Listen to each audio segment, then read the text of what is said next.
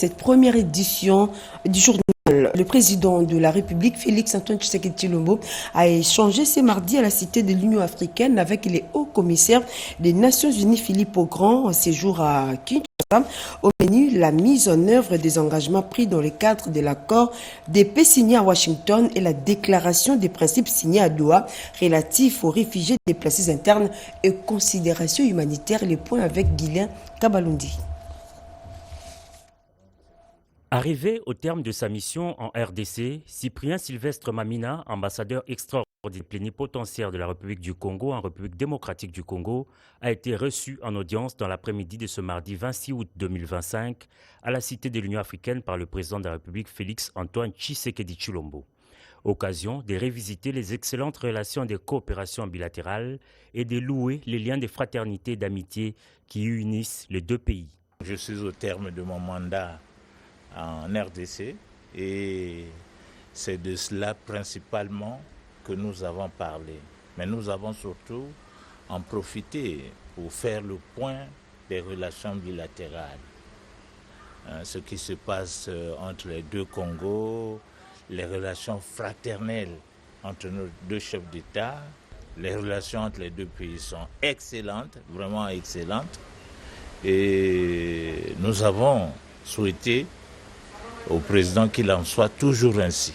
Le diplomate a profité de cette opportunité pour présenter un bilan positif des relations entre son pays et la RDC durant les 3 ans de son mandat. Le président a été très satisfait du travail que nous avons accompli ici comme ambassadeur. Toujours présent à ses côtés, il nous a reçus plusieurs fois et plusieurs fois aussi, il m'a trouvé au pied de son avion à Brazzaville ou à Oyo où il s'est rendu.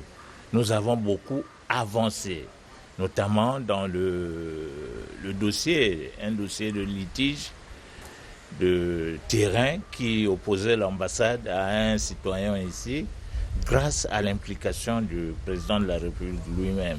Donc un bilan largement positif pour le diplomate que je suis.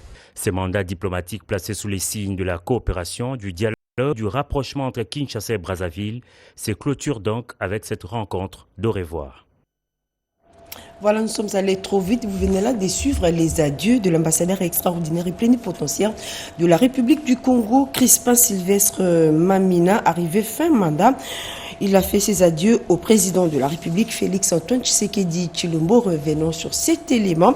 Le président de la République, Félix-Antoine Tshisekedi Tshilombo, a échangé ce mardi à la Cité de l'Union africaine avec les hauts commissaires des Nations Unies, Philippe Augrand, en séjour à Kinshasa. Au menu, la mise en œuvre des engagements pris dans le cadre de l'accord de paix de Washington, signé à Washington, et la déclaration des principes signés à Doha relatifs aux réfugiés déplacés internes et considérations humanitaires. Les points avec Guylain Kabalundi. Deuxième pays en Afrique avec le plus grand nombre de personnes déplacées internes, soit près de 6 millions au 31 mai 2025, la République démocratique du Congo a atteint les niveaux records. En réponse à ce drame humanitaire, une tripartite RDC-HCR-Rwanda tenue en juillet 2025 à Addis Abeba avait permis au parti l'adoption d'une feuille de route 2025-2026 pour le rapatriement et la réintégration des réfugiés. Et c'est pour s'assurer de sa mise en œuvre que le haut-commissaire des Nations Unies pour les réfugiés en séjour à Kinshasa a été reçu ce mardi 26 août 2025 par le président de la République Félix-Antoine Tshisekedi Tshilombo.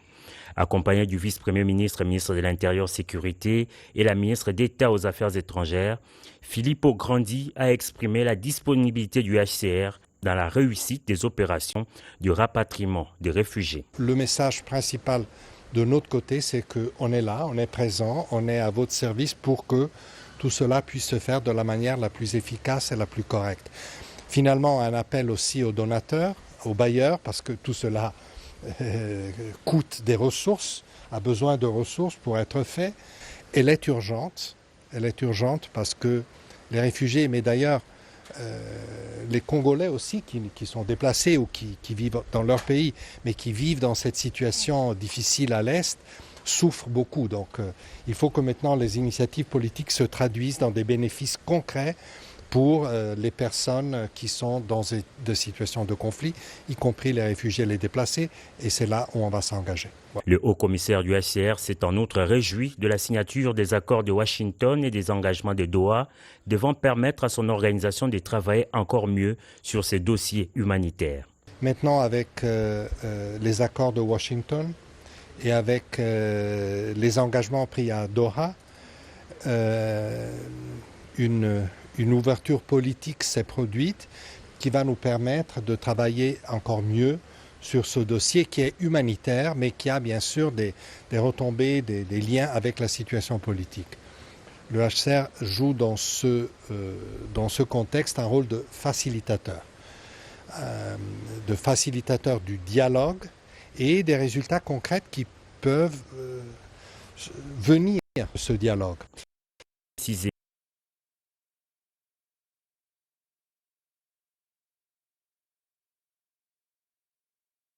Humanitaire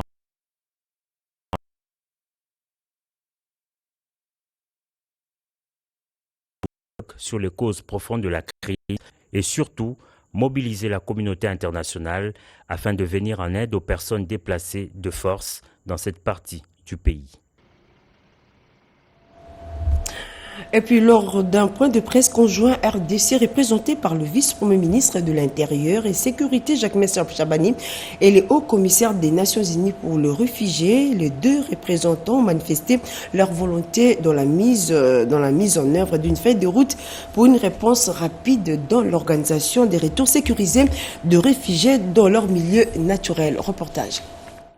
Ces points de presse conjoints, ministère de l'Intérieur, Sécurité, Décentralisation et Affaires coutumières et le Haut-Commissariat des Nations Unies pour les réfugiés visent à lever un pan du voile sur la mise en œuvre des engagements pris dans le cadre de l'accord de paix de Washington et la déclaration des principes de Doha relatifs à la question des réfugiés, des déplacés internes et surtout sur les questions humanitaires. Se livrant aux questions des journalistes, le Haut-Commissaire des Nations Unies pour les réfugiés, Biodata de Filippo Grandi, a rassuré de l'accompagnement du HCR pour les retours volontaires des réfugiés de part et d'autre de deux pays, le Rwanda et la République démocratique du Congo. L'aspect des réfugiés peut ouvrir des aspects de dialogue qui ont une importance aussi du point de vue politique. C'est dans ce contexte que le HCR a réitéré sa disponibilité à jouer un rôle facilitateur. Pour le vice-premier ministre, ministre de l'Intérieur et Sécurité, Maître Jacques Chabani, la République démocratique du Congo a souscrit à ses engagements, vœux exprimés lors de la réunion tripartite d'Addis Abeba au mois de juillet 2025. Réunion qui a débouché sur l'adoption d'une feuille de route pour le rapatriement et la réintégration de réfugiés, comme le souhaite le président de la République, Félix-Antoine Tshisekedi Tshilombo. Concernant le nombre de réfugiés sur le sol rwandais, 83 000 Congolais. Maintenant, c'est un processus du côté de la République démocratique du Congo, nous puissions identifier et certifier ce chiffre, certifier la nationalité aussi de ces personnes. Le souci du gouvernement de la République est de les voir retourner dans leur milieu naturel le plus rapidement possible. L'agenda de travail du Haut-Commissaire prévoit des rencontres avec des officiels congolais et les pays impliqués dans le processus de paix dans la région, ainsi que ceux qui offrent leur hospitalité aux réfugiés sur leur sol. Dans la province de Kwilu, les conseillers municipaux ont acquis des nouvelles connaissances scientifiques nécessaires afin de mener à bien leur mission dévolue. La cérémonie de clôture de cette formation de remise à niveau a été présidée par le vice-premier ministre de l'Intérieur. À l'occasion de la formation des comités provinciaux et locaux de sécurité organisés par les ministères de l'Intérieur, de la Sécurité, de la Décentralisation et des Affaires coutumières, Monsieur le maire de la ville de Kukwit, Labengiama, a été honoré par la remise d'un brevet de participation. Ce document lui a été personnellement délivré par le vice-premier ministre, ministre de l'Intérieur, de la Sécurité, de la Décentralisation et des Affaires coutumières, son Excellence Jacques Chabani, lors de sa visite de travail dans la province du Kukwit. Le focus sur les échanges actifs d'informations, l'identification et la cartographie des menaces et problèmes sécuritaires, ainsi que leur analyse approfondie, en vue de bien les connaître, pour mieux les prévenir, les anticiper et trouver des solutions durables en s'attaquant aux causes majeures et aux vulnérabilités tant structurelles, fonctionnelles que comportementales. Ce brevet constitue une reconnaissance officielle de l'engagement de Monsieur le maire à représenter dignement la ville de Kikwit et à œuvrer activement pour la sécurité. Voilà, au Conseil central, le rite au lancement des vaccins contre le paludisme, un vaccin qui va à coup sûr réduire les taux de mortalité dus à cette maladie. La lutte contre le paludisme atteint une nouvelle dimension d'efficacité en République démocratique du Congo et particulièrement au Kasaï central. Aux côtés des stratégies traditionnelles de prévention, s'ajoute un nouveau vaccin dont la cérémonie d'introduction a été présidée mardi 26 août 2025 par le gouverneur Joseph Moïse Kamboulounkonko. Ces activités de haute portée se sont déroulées à partir de la maison communale d'Indécha en présence de la communauté locale et des cadres du secteur sanitaire en province. Ce nouveau vaccin antipaludique qui devra être administré par injection en 4 doses échelonnées dans la croissance de l'enfant, soit à 6, 7, 8 et 15 mois après naissance, rentre dans le cadre normal de la prévention de ces fléaux, responsable de beaucoup de décès infantiles et maternels, indique Dr Urbain Mekanda, chef de division provinciale de la santé. Ce vaccin est sûr et fiable. Il est intégré dans le calendrier vaccinal après plusieurs tests par l'Organisation mondiale de la santé. En sa qualité de président provincial de la couverture santé universelle, le gouverneur Joseph Moïse Kamboulounkonko a rendu hommage au chef de l'État pour sa vision axée sur le mieux-être de la population. Vision traduite au Kasaï central par lui à travers le plan quinquennal du gouvernement qu'il dirige. Le nouveau vaccin contre le paludisme que vous allez utiliser fait partie de la 3e stratégie de lutte contre ce grand fléau. Comportez-vous donc de façon responsable pour utiliser utilement et rationnellement ce vaccin afin d'améliorer davantage les performances de la vaccination de notre province. Le nouveau vaccin antipaludique est offert dans le calendrier vaccinal de routine. Chacun de ces flacons compte des gouttes qui devront être données aux enfants de l'âge requis pour stopper la malaria à temps reporté. Voilà cette nouvelle. La directrice générale de la RTNC, Sylvie Elengue, s'est entretenue ce mardi avec quelques parlementaires venus s'enquérir du fonctionnement de la télévision nationale. Promouvoir davantage la mission de la radio-télévision nationale congolaise à travers l'ensemble du territoire national, c'est l'engagement de Madame le directeur général de la chaîne nationale, Sylvie Elengue Niembo, qui s'est entretenue ce mardi 26 août 2025, d'abord avec les maires du territoire de Lusambo. Louis Mangaloupacha a exprimé ce vœu de voir le fonctionnement de la RTNC dans la province du Sankourou après l'inauguration du plateau du JT par le gouverneur au mois de mai dernier. Je pourrais dire à la population du Sankourou, celle de Lusambo, que Madame la DG a trouvé la solution au problème qui nous a tant affligé, le problème du générateur. J'ai dû aussi poser le problème de la ressource humaine là-bas, comme pour dire que nous avons des fonctionnaires, nous avons des agents au Sankourou, à Lusambo, mais qui ne le sont pas officiellement, donc qui n'ont pas des actes qui fait aider effectivement ces agents-là. Il a dit qu'il va, dans un bref délai, essayer de trouver la solution pour régler cette situation. Autre rencontre, c'est avec l'élu national de Kabinda, Nathan Ilunga. Ce dernier est venu s'enquérir de la situation de la RTNC Lomami, la radio tout comme la télévision. Je lui ai dit que Lomami étant une nouvelle province et que c'est maintenant que nous avons au moins une structure appelée station, parce qu'on est encore dans une sous-station dépendante de la station mère qui était au niveau de Mbujimai. Aujourd'hui, d'abord, ne fût-ce qu'avec la radio, c'est un problème. Maintenant, nous avons sollicité que la direction générale nous accompagne, non seulement pour la radio et aussi la télévision. C'est que Madame la directrice a trouvé que c'est ce qu'elle est en train de faire avec toutes les autres provinces qui passent par ici.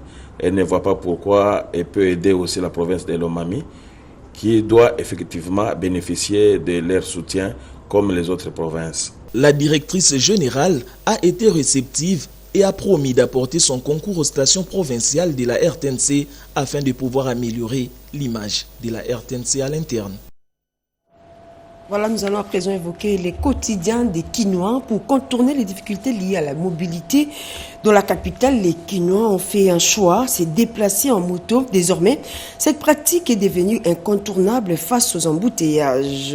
Mais attention, le désavantage peut être fatal. Un dossier signé Louis Ndoula.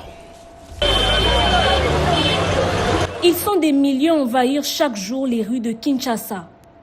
Casque vissé sur la tête, moteur rugissant, les motards sont devenus indispensables pour gagner en temps. Mais derrière cette mobilité express se cache une réalité faite de risques et d'incertitudes. Je suis victime de plusieurs accidents de circulation. J'en ai même des cicatrices sur mon visage. Du moins, à un espace de 15 heures à 16 heures, je peux même empocher 30 000 francs en une seule journée. Moi, par contre, je fais une moyenne de 60 000 francs le jour. Cela me permet d'économiser, de nourrir ma famille et autres. Dans une ville où les routes sont saturées, les motards communément appelés Wewa est la seule option pour arriver à temps à son rendez-vous, malgré les risques que courent les clients. Oui, on a des réglementations claires avec eux. Par exemple, en ce qui concerne la sécurité routière, un conducteur motard qui est en train de conduire sa moto avec un enfant moins de 10 ans, ou soit surcharge, ça veut dire 3 personnes, ça fait en sorte que les motards ne puissent pas avoir de l'équilibre et cela entraîne les accidents. Du coup, nous sommes là en train de veiller en ce que nous puissions les interpeller. Franchement parlant, je n'aime pas la moto parce que d'abord c'est une pièce à 2 roues. Vous avez les risques à tout moment d'accident. Mais c'est une contrainte parce qu'il n'y a pas assez de disponibilité pour d'autres transports. Rapide mais dangereux, inévitable mais contesté, ils font désormais partie des moyens de transport urbains congolais. Derrière un motard se cache une histoire de survie, une course contre la pauvreté et un rêve d'un avenir meilleur. Et c'est à travers ces reportages que nous refermons cette édition d'information. Merci à vous de l'avoir suivi. L'actualité continue sur nos antennes. Restez branchés.